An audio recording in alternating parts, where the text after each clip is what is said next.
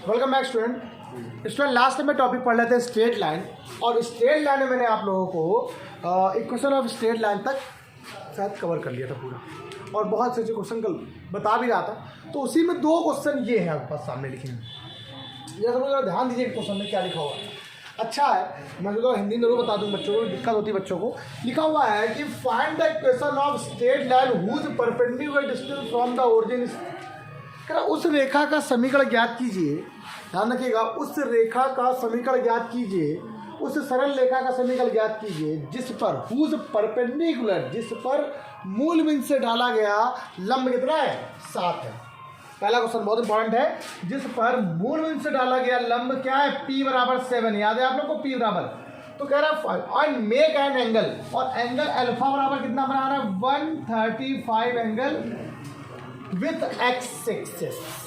अब आप लोग मुझे सब लोग ये बताओ कि सर ये जो क्वेश्चन आपने दिया इसको हम करें कैसे। आप लोग के दिमाग में नहीं आई बात, क्योंकि मैंने एक फॉर्मूला बताया था, परपेंडिकुलर फॉर्म का एक फॉर्मूला बताया था, x cos alpha plus y sine alpha equal to p. सबको याद आया? This is the perpendicular form of equation of line. ये होती है परपेंडिकुलर फॉर्म की इक्वेशन ऑफ लाइन की, ठीक। X cos alpha plus y sine alpha equal to p. यार यहाँ पे अल्फा क्या होता है, ये एंगल होता है, याद है आप लोगों को नहीं याद है? अच्छा, पी यहाँ पे क्या होता है, ये परपेंडिकुलर डिस्टेंस फ्रॉम ओरिजिन, ये पी है आपके पास। अब ये समझिएगा, तो एक्स यहाँ से क्या हो गया, एक्स कॉस अल्फा की वैल्यू क्या है 135, वाई साइन 135 इक्वल टू ये क्या आ गया 7 हो गया। X cos 90 plus 45 plus y cos y sign,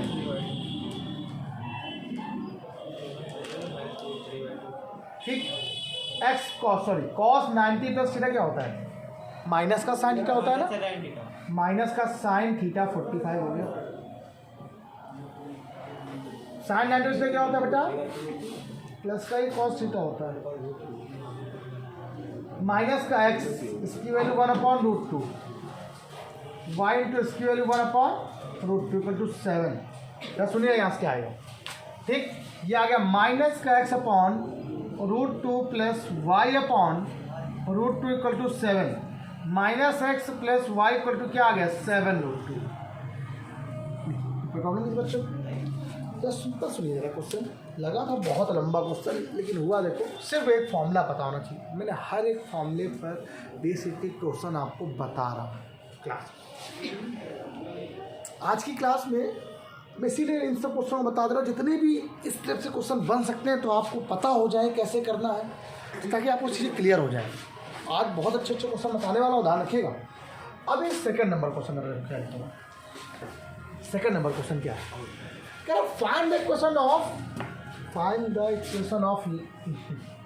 of line which is 5 unit away from the origin, जो कि 5 सेंटीमीटर दूरी पर ओरिजिन से, मतलब डिस्टेंस दी गई है, ओरिजिन से डिस्टेंस दी गई है। ओरिजिन डिस्टेंस ऐसे होती कि नहीं होती, मान लो यही है, ऐसे करके ओरिजिन से यहाँ तक की डिस्टेंस, मतलब परपेंडिकुलर डिस्टेंस बोले 5 दिया गया है।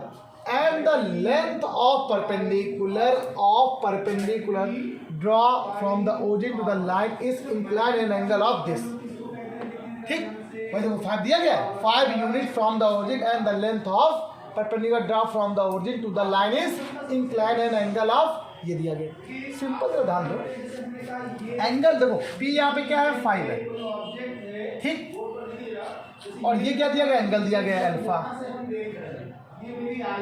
tan inverse 5/12। अब ये इनवर्स तो आप पढ़ चुके हैं, आपका फॉर्मूला होता है x cos alpha plus y sine alpha equal to p. आपको पी पता है, बस आपको अल्फा चाहिए, तो आप क्या कहोगे, सर अल्फा तो ये लिखा, लेकिन नहीं जी गड़बड़, हमें तो पूरी वैल्यू चाहिए होती है, साइन 45 साइन 60 साइन 40 कॉस 50 कुछ भी हो। अब अल्फा तो ये पता नहीं कैसे लिखा हुआ, इसको हम इसी के फॉर्म में बदल देते हैं। या तो आप ये कह दो उसको कि ये कॉस अल्फा की वैल्यू निकालनी है, साइन अल्फा की वैल्यू निकालनी है, सिंपल। और देखते हैं आप tan इनवर्स को उस साइड लेके जाओ, तो ये हो जाएगा tan अल्फा हो गया इक्वल टू 5/12 हो गया। डन हो गया। आप इससे कुछ करो, मैंने बहुत बढ़िया कॉन्सेप्ट किया। अच्छा 10 अल्फा हो गया तो आपने सबने एक फॉर्मूला तो पढ़ा ही होगा, हाई स्कूल में पढ़ के आए हो, ये अल्फा मान लो। तो आप लोग बोलते हो ना 5/12 मतलब परपेंडिकुलर अपॉन बेस मतलब लंब बटे आधार होता है। तो ये कितना आएगा सॉल्व करने पर, ए बी सी, ये 30 आएगा कि नहीं आएगा। अगर हाइपोटेनस लगा दिया जाए, हाइपोटेनस का स्क्वायर इक्वल टू बेस का स्क्वायर प्लस परपेंडिकुलर स्क्वायर, कड़ का स्क्वायर लंब का स्क्वायर प्लस आधार का स्क्वायर होता है ना, तो ऐसे कर दिए। अब यहाँ से आप कॉस निकाल लो एक बार, कॉस अल्फा इक्वल टू 12/13। अगर साइन अल्फा निकालो तो क्या आ जाएगा 5/13, हुआ कि नहीं हुआ। अब देखो आपके पास कॉस अल्फा भी आ गया, साइन अल्फा भी आ गया, पी भी पता है, लगा दो x इंटू क्या आ गया 12/13 प्लस y इंटू क्या आ गया 5/13 इक्वल टू पी कितना आ गया बेटा 5। अब देखिए क्या है 12x/13 5y/13 इक्वल टू 5 हो गया। एलसीएम दोनों का सेम है तो ऐसे जुड़ जाएंगी, अपॉन क्या आ गया 13 हो गया इक्वल टू 5 हो गया। 65 हो गया और ये आपका क्या हो गया बेटा आपका आंसर हो गया। दस बच्चों कोई प्रॉब्लम, क्वेश्चन देखिए कितना गजब है, कठिन है बिल्कुल कठिन नहीं है बेटा। ये देखिए अल्फा बराबर लिखा है 5/12। अब आपने स्कूल में पढ़ाई होगा लैब का, जो हिंदी में बोलते हैं लंब बटे आधार या इंग्लिश में बोलते हैं परपेंडिकुलर अपॉन बेस, याद आ गया सब लोग को। तो ये अल्फा अगर ये ले लो तो परपेंडिकुलर 5 है और बेस क्या है 12 है, तो 5/12 यहाँ से इसके अकॉर्डिंग ये कितना आ जाएगा 13 आ जाएगा। यार सॉल्व करना तो आता है ना, अब निकाल देखिए आप 13 जैसा है, ठीक ये तो कर लोगे ही, बताना पड़ेगा है ठीक। तो कॉस अल्फा निकाल लो, तो कॉस अल्फा फॉर्मूला क्या होता है बेस अपॉन हाइपोटेनस, और साइन अल्फा क्या होता है परपेंडिकुलर अपॉन हाइपोटेनस, कॉस होता है लंब बटे आधार बटे कर्ण, ये क्या होता है लंब बटे कर्ण, ठीक निकाल लिया सॉल्व कर लिया आ गया। अब सुनो अभी तक क्वेश्चन ऐसे नहीं है, अब क्वेश्चन थोड़े आएंगे कि find the equation of line passing 1,1 and parallel to given plane given line या परपेंडिकुलर टू गिवन लाइन। इस तरह का क्वेश्चन भी हमेशा एक आता है, बहुत इंपॉर्टेंट है। मैं अगर आपसे कह दूं कि अगर क्वेश्चन आपसे ये कह दूं कि find the equation of line, कोई भी क्वेश्चन बन सकता है, एक काम होता है करो। चलिए अब ये दो क्वेश्चन अगर मैं आपसे कह दूं कि ये क्वेश्चन अपने आप में बहुत यूनिक है और बच्चों को बहुत दिक्कत करते हैं, ये क्वेश्चन है इसमें। इस तरीके के दो क्वेश्चन हमेशा आपको क्वेश्चन में कहीं ना कहीं बुक्स में मिलेंगे, जरूर हमेशा मिलेंगे। एक पैरेलल वाला मिलेगा, एक परपेंडिकुलर वाला मिलेगा। क्वेश्चन मैं हिंदी में बस समझा देता हूँ।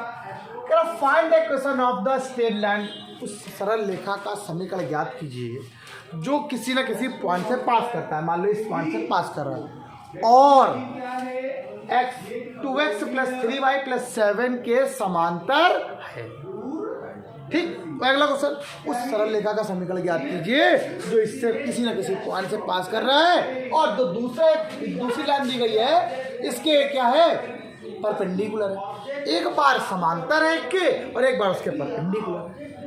ये क्वेश्चन हमेशा एक क्वेश्चन ध्यान रखो, हमेशा दिमाग में बसाओ। इन सब दोनों क्वेश्चनों के दो मेथड पढ़ेंगे, दो मेथड। तो पहला क्वेश्चन है यहाँ पे देखो, पहला क्वेश्चन हमने क्या बोला कि find the equation of straight line passes through 1,4 and parallel to this. ये किसके पैरेलल है?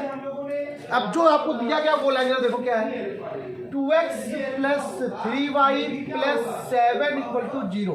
इस लाइन के पैरेलल, इसका मतलब मान लो ये लाइन ये है तो इसके जस्ट पैरेलल लाइन ये होगी या नहीं होगी, ये बताओ पहले आप लोग। इसके दो मेथड नंबर 1, इसका एक मेथड पहले मैं बता रहा हूँ, इसके बाद आप लोग अपना करिए। इसका मेथड नंबर 1 आपने क्या लिखा, अगर आपको इसके बारे में मैं समझाऊंगा अच्छे से भी। आपने क्या लिखा, जो भी लाइन दी लिख दो, आप ऐसे लिखो 2x + 3y = लिख दो लैम्डा। इसी को बोलते हैं parallel equation of line, parallel equation of line, ठीक। समांतर रेखा समीकरण, समांतर रेखा का ये है, इसके समांतर एक रेखा मैंने ये मान ली 2x + 3y = क्या हो गया, लैम्डा हो गया। ठीक, इक्वेशन नंबर यहाँ पर इसको मैंने क्या मान लिया, 1 मान लिया। यहाँ पर आपने ये क्या मान लिया, 2x + 3y = लैम्डा जो था इसको इक्वेशन नंबर 1 मान लिया मैंने। इसको इक्वेशन नंबर क्या मान लिया आपको, मैंने क्या 1 मान लिया। चलिए, तो ये बोला 2x + 3y = लैम्डा, बहुत अच्छा मेथड है ना। अब जो भी आपको इक्वेशन कुछ भी दी जाए, कैसी भी इक्वेशन दी जाए, आप जो भी कांस्टेंट टर्म उसको गायब कर दो। आप जो लिखो 2x + 3y = क्या मान लो, 2x + 3y को लैम्डा, जो आप लैम्डा मानोगे वही इसकी क्या होगी, पैरेलल इक्वेशन होगी, वही इसकी क्या होगी। अब आपको सिर्फ लैम्डा का मान निकालना, आंसर आ गया। ये किससे पास कर रहा है, जरा पासिंग पॉइंट हो क्या है, पासेस, क्या है, पासेस 1, ये पास कर रहा है 1, 4 से। तो x का मान कितना हो गया 1, y का मान कितना हो गया, रखो जरा, 2 × 1 3 × 4 बराबर क्या हो गया, लैम्डा। देखो यहाँ पर 2 हो गया, 4 3 जा 12 हो गया लैम्डा। तो लैम्डा की वैल्यू कितनी आ गई बेटा, अब इस वैल्यू को यहाँ लगा दो, तो आपका आंसर क्या आ गया, 2x + 3y = 14। यही इसका क्या आ गया आपका। अब मेरी बात जरा सुनो, फिर समझो क्या है। मैंने आपसे कहा कोई भी लाइन की क्वेश्चन दी जाए, मान लीजिए आपसे कह रहा है इस पॉइंट से पास कर रहा है और आपसे कह रहा है x + y = 7 के पैरेलल है। मैंने आपसे क्या बोला, आप कांस्टेंट वाला टर्म चाहे यहाँ लिखा हो चाहे यहाँ लिखा हो, उसको हमेशा गायब करके अपने मन से क्या लिख दो, लैम्डा। इसे क्या बोलेंगे, समांतर रेखा का समीकरण, parallel equation of line. Equation number 1 मान लिया। ये किससे पास कर रहा है, जिस भी पॉइंट से पास कर रहा हो उस पॉइंट पर x और y का मान लगा दो तो लैम्डा का मान निकल आएगा। तो वो निकल गया, मान निकाल लिया। ये पहला मेथड। अब आओ दूसरा मेथड। लगता है साहब तुम लोगों को ये दूसरा मेथड ज़्यादा अच्छा लगे। सेकंड मेथड, सेकंड मेथड क्या, मैं आपसे ये पूछ रहा हूँ, सिंपल एक बात बता दो, बहुत आसान सी बात है। क्वेश्चन क्या लिखा हुआ है, 2x + 3y + 7 = लैम्डा। ये एक लाइन है, इस लाइन के समांतर एक रेखा है जिसको मुझे निकालना है। ठीक, और वो किससे पॉइंट से पास कर रहा है, 1, 4 से।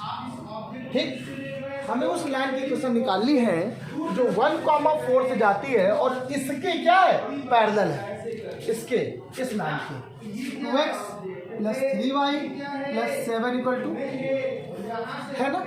ये बात सब क्लियर होगी। अब यहीं से बात को समझो, दो लाइन आपस में पैरेलल होती हैं तो उनके स्लोप क्या होते हैं। भाई मैंने क्या बताया था, अगर if 2 lines are parallel then slope are equal. क्या होगा, अगर 2 लाइन आपस में पैरेलल हो तो उनके स्लोप्स आपस में क्या होते हैं, m1 = m2, दोनों बराबर होते हैं ना। तो अगर यहाँ से स्लोप निकाल लो इसका m का मान, तो फॉर्मूला क्या पड़ा है, -x का कोफिशिएंट अपॉन y का कोफिशिएंट। ये जो m आया है वही m किसके लिए होगा, इसके लिए भी होगा। और अभी आपने कल की क्लास में equation of line passing 1 point with slope पढ़ा था।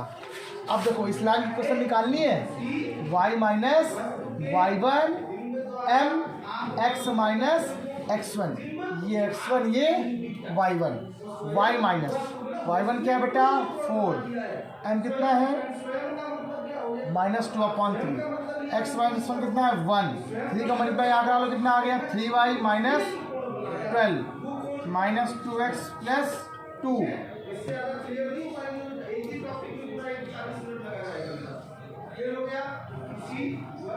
Three y plus 2x = 14। देखो आंसर आया कि नहीं आया दोनों का, वही सेम आंसर आया।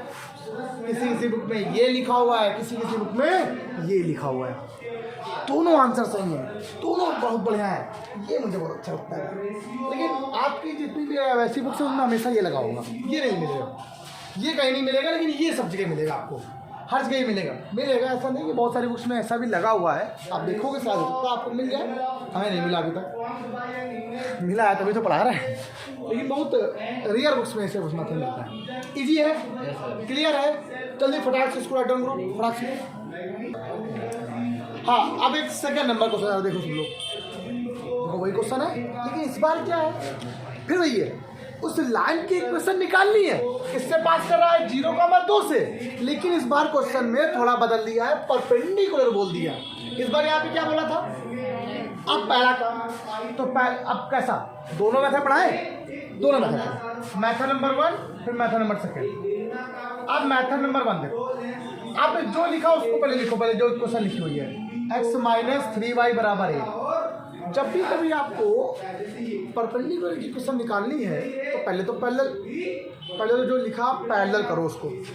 क्या लिखेंगे, x - 3y = लैम्डा लेट कर लिया, this is the parallel equation of line, parallel equation of line, ये पैरेलल इक्वेशन। लेकिन मुझे पैरेलल तो चाहिए नहीं, मुझे क्या चाहिए, परपेंडिकुलर इक्वेशन ऑफ लाइन चाहिए। अब परपेंडिकुलर का मतलब होता है कि अगर ये लाइन है तो ये ऐसे हो जाए।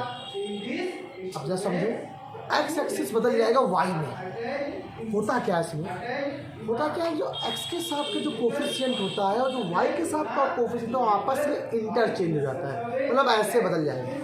दैट्स मीन ये यहाँ आ गया और ये हो गया, और बीच में जो सिंबल होता है अगर माइनस हो तो प्लस हो जाएगा, प्लस है तो अब देखो क्या कर दिया इसको, ये आ गया 3x + y = लैम्डा। क्लियर हुई बात, क्या लिखा मैंने, 3 यहाँ पे आ गया और यहाँ पे 1 था, 1 यहाँ पे 3 के पास आ गया, और बीच का सिंबल क्या था, माइनस था, इसमें प्लस हो गया। 3x + y = लैम्डा, ये क्या है, perpendicular equation of line, equation of line हो गया। अब बस सिंपल इक्वेशन नंबर 2 सेकंड मान, आपको इसी की इक्वेशन निकालनी है, लैम्डा मान निकाल लीजिए। किससे पास कर रहा है, पासेस 0,2, एक्स का मान कितना है, 3 × 0 2 = लैम्डा, तो लैम्डा का मान कितना आ गया, 2 आ गया। कहाँ लगा दो इक्वेशन में, क्या आंसर आ गया, 3x + y = this is the required equation. इसी को हम लोग क्या बोलते हैं, इक्वेशन बोलते हैं, रिक्वायर्ड, जो हमें निकालना है। दिमाग से क्वेश्चन में आ गया अच्छे से, चलो गया, आई थिंक आप लोग को अच्छे से आ गया होगा चीज़। इसका दूसरा मेथड देखो क्या है, सेकेंड मेथड। आज आप इतना कंप्लीट कर लोगे ना तो फिर कल मैं आप लोग को यहाँ पर इसका नॉर्मल फॉर्म क्या होता है, नॉर्मल फॉर्म में किसी भी क्वेश्चन को कैसे बनाते हैं, ठीक है, परपेंडिकुलर लाइन की लेंथ कैसे निकाली जाती है, ओरिजिन से, या किसी भी लेंथ परपेंडिकुलर डालना होता तो कहीं डालते हैं, उसकी लेंथ निकालने के लिए क्या होता है तरीका, 2 लाइन के बीच की लेंथ क्या होती है। बस ये लास्ट आर्टिकल बचेगा आपका, पूरा टॉपिक क्लियर हो जाएगा, 1 बाय 1 टॉपिक क्लियर करना है, ठीक है। चलिए फिर इतना है। इसका सेकेंड मेथड क्या है, सेकेंड मेथड कह रहा है कि जो लाइन आपको दी गई है, ये जो लाइन आपको निकालनी है वो किससे पास कर रही है, 0,2 से जा रही है, और ये जो लाइन जो आपको निकालनी है वो जा रही है और इसके साथ परपेंडिकुलर है, इस वाले के साथ। और आपसे क्या बोला था मैंने, अगर परपेंडिकुलर होती है तो आप पहले m का मान निकाल लो, m1 - f का कोफिशिएंट अपॉन y का कोफिशिएंट, तो m1 का मान कितना आ गया, ये तो इसकी आई ना लाइन, जो निकालनी है वो लाइन ये है हमारी। अगर m1 है तो आपने पढ़ा है ना, m1 × m2 = -1 परपेंडिकुलर के लिए। अगर आपको m1 का मान पता है 1/3, तो आप लोग m2 का मान निकाल लो, तो m2 का मान कितना आ गया, -3 आया कि नहीं आया, तो ये पॉइंट हो गया और ये क्या हो गया, m हो गया। तो आपका फॉर्मूला क्या होता है, y - y1 m x - x1। तो देखो यहाँ से ये x1 हो गया, ये क्या हो गया, y1 हो गया, तो y - 2 m -3 x - 0, y - 2 = -3x, डाल दो 3x + y = क्या आ गया, 2 उधर ले आना, यही लिखा हुआ है। एक टॉपिक मुझे आज आपको क्लियर करना था, इसलिए मैंने आपको यहाँ से पूरा ये पढ़ाया। एक बात और आप समझ लीजिए, ये टॉपिक यहाँ से पूरा क्लियर। इसके बाद नेक्स्ट टाइम पे हम लोग एक टॉपिक दूसरा लेंगे। आज मुझे लगता है कि इतना सफिशिएंट है एक दिन के लिए, क्लास के लिए आपका। कल हम एक टॉपिक इसी का दूसरा लेंगे। अब हम लोग थोड़ा सा लाइव पे आएंगे हम लोग। अब हम लोग थोड़ी लाइव क्लास पढ़ेंगे नेक्स्ट टाइम से, ठीक है। थोड़ी सी क्लास में थोड़ा दिक्कत चल रही थी, थोड़ा कल आपकी क्लास नहीं हो पाएगी नेक्स्ट टाइम पे, तो आप लोग की क्लास सीधे सीधे मंडे से होगी। आप लोग ज़रा देखिए उसको हम लोग कैसे करना है, और सब जगह एग्जाम भी लगा हुआ है, ठीक है। तो आप लोग थोड़ा सा देखिएगा, मेहनत करिएगा, वीडियो पढ़िएगा। इसीलिए वीडियो आपको मैंने अपलोड कर दिया, आराम से आप लोग पढ़िए। अपनी पढ़ाई में कोई भी कंप्रोमाइज़ नहीं करता हूँ मैं कभी भी, पढ़ाई के साथ कोई कंप्रोमाइज़ नहीं, ठीक। अरे इतना करिए हम लोग। अरे यार सिंपल सी बात है, एग्जाम्पल है समथिंग बेटर देन नथिंग। जब कुछ है तो कुछ तो है, ठीक है। मिल रहा है कि नहीं मिल रहा है आप लोग को पढ़ाने के लिए, पढ़ा भी रहा और अच्छी तरह आप लोग। और मुझे नहीं लगता कि आप इससे अच्छा आप वैसे पढ़ो, तो पढ़ाता तो वैसे ही है। ऑफलाइन बच्चे ऐसे बैठे होते हैं, तब भी नहीं पढ़ा रहे होते हैं सर, तब भी वीडियो बन नहीं होती, वो अपलोड करते हैं, सिंपल सी बात है, ठीक। तो आज के इतना ही, बाय बाय क्लास, अपना प्यार बनाए रखो, चलो बाय बाय।